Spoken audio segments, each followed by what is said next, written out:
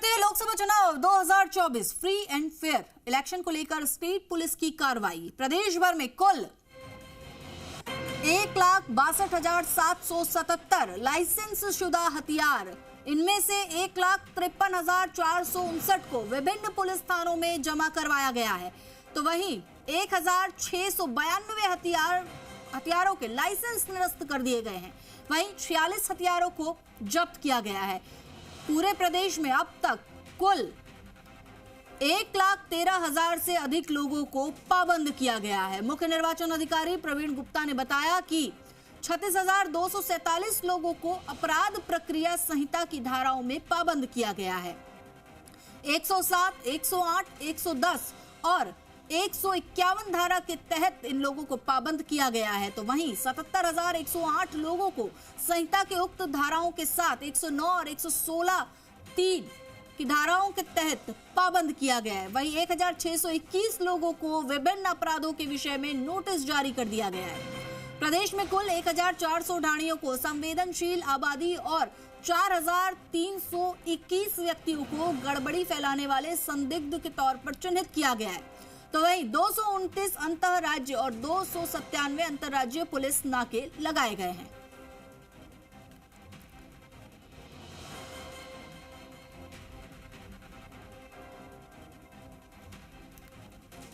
चले खबर पर और अधिक जानकारी के लिए हमारे सहयोगी दीपक गोयल हमारे साथ जुड़ चुके हैं। दीपक, राजस्थान सीजर की कार्रवाई में अब तक टॉप पर है।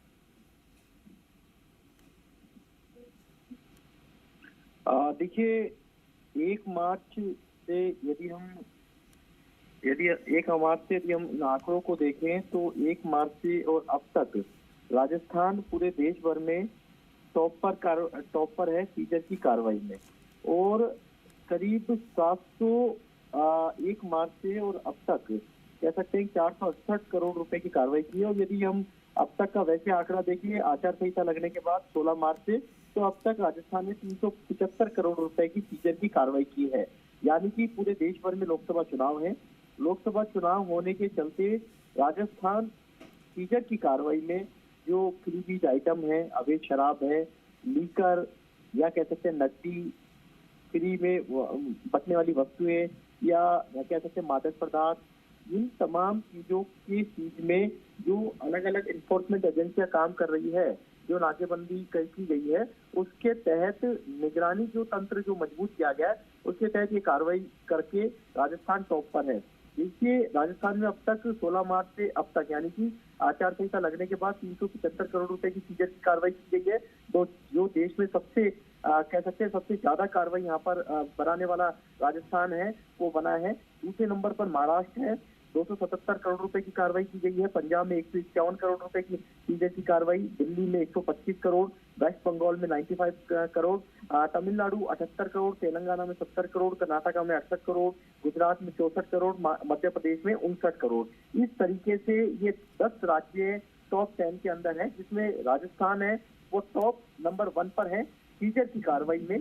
क्योंकि देखिए, जो हमारे बॉर्डर वाले इलाके हैं, वहां पर जो चेक पोस्ट बनाई गई है, जो सतर्कता दल बनाए गए हैं, जो सतत निगरानी कर रहे हैं, और डेली रिपोर्ट है जिला निर्वाचन, स्टेट पुलिस, एनफोर्समेंट जो एजेंसियां, इनकम टैक्स हो, स्टेट जीएसटी हो या डाक विभाग हो या ट्रांसपोर्ट डिपार्टमेंट हो या एक्साइज डिपार्टमेंट हो या नार्कोटिक्स डिपार्टमेंट हो, ये तमाम वो डिपार्टमेंट्स हैं जो कि अपने बिल्कुल वही दीपक, दूसरी तरफ फ्री एंड फेयर इलेक्शन कराने को लेकर स्टेट पुलिस पूरी तरह से सक्रिय है। कई अपराधियों को पाबंद किया गया है और साथ ही साथ हथियार जब्ती जो है 1 लाख से ज्यादा की गई है।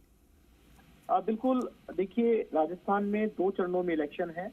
राजस्थान में भयमुक्त, निष्पक्ष और भेदभाव रहित चुनाव कराने के लिए प्रदेश भर में कानून व्यवस्था की स्थिति पर कड़ी नजर है। और जो आज कह सकते हैं पुलिस अधिकारियों की जो जिला मुख्य निर्वाचन अधिकारी प्रवीण गुप्ता के साथ जो चर्चा हुई है और जो आंकड़े चुनाव आयोग को डेली भेजे जाते हैं, उन आंकड़ों पर यदि हम नजर डालें तो 800 से अधिक अवैध हथियार जब्त किए गए, 1,62,000 कह सकते हैं हजार जो लाइसेंस हथियार है उनको जमा किया गया है। और इसके अलावा कह सकते हैं कि 372 गोलियां, 1268 किलोग्राम विस्फोटक पदार्थ और 7 बम जब्त किए गए। साथ में एक जो हथियार बनाने वाली, जो निर्माण करने वाली जो फैक्ट्री है अवैध, उसको भी यहाँ पर सीज किया गया है।